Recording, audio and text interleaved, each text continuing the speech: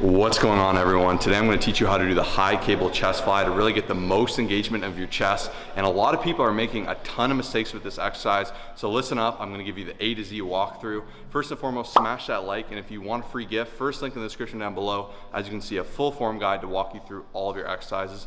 Let's jump into it. So first and foremost with positioning, you want the cable as high as you physically can.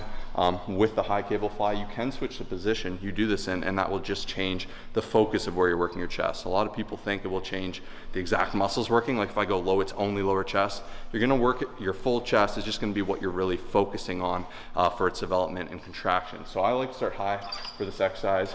In terms of grip, some people like open palm, some people like closed palm. You'll see there's a lot of preference in this exercise, and my number one tip for you today is do what you get the best contraction with, where you can really feel that chest being engaged and working within this exercise. Just because I like doing it with my hands closed, try different things and really experiment and say, okay, that's where I'm feeling things. You can grab both your cables. I recommend starting out light as you're learning, and as you can see on the screen here, there's two different stances you can do. I prefer staggered stance because I find I have a little bit more balance. When you're upright like this, I find your torso is more prone to lean and be all thrown around. So you're gonna step out. Now, a big mistake people make is they lean too far forward. This is all my shoulders and biceps.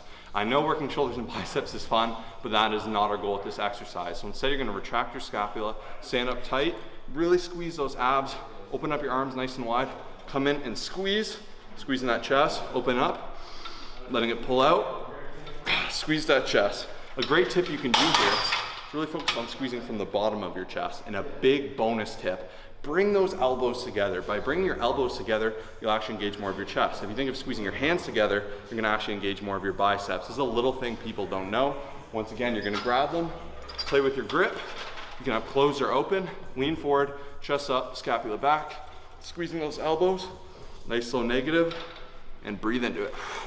And keep playing around with different things where you get the best contraction. If you want to try even lower, okay, maybe I'm feeling it less there.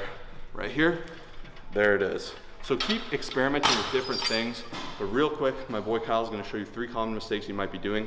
Make sure to avoid these.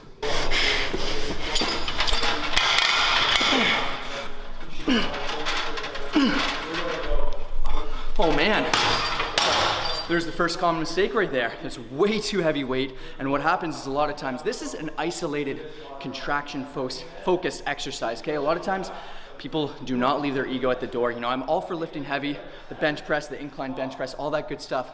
But this is a nice isolation movement. Leave your ego at the door, control it. And the biggest common mistake is a lot of people will load up way too heavy and then bend their elbows way too much, which will just put this simply focus on the shoulders, absolutely no chest. It's almost pointless. It's gonna load up the shoulders uncomfortably.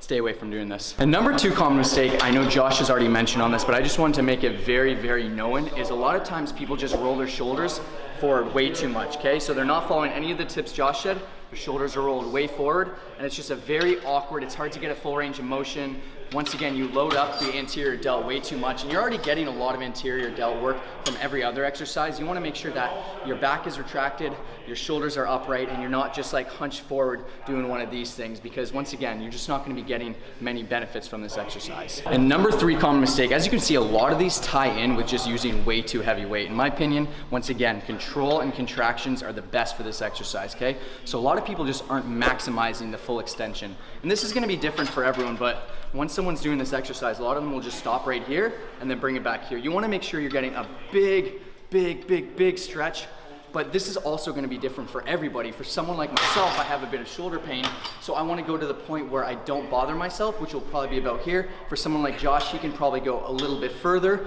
Push yourself, but make sure you're getting full extension, because you don't wanna get half the results that you can from this exercise. So thank you so much for watching this video. Hopefully this helped you out. We are the #1 online fitness experts for form and for online coaching. If you ever have any questions about anything, drop it down below. Make sure to subscribe if you're new to the channel, get that free form guide, and we'll see you in the next video. Peace.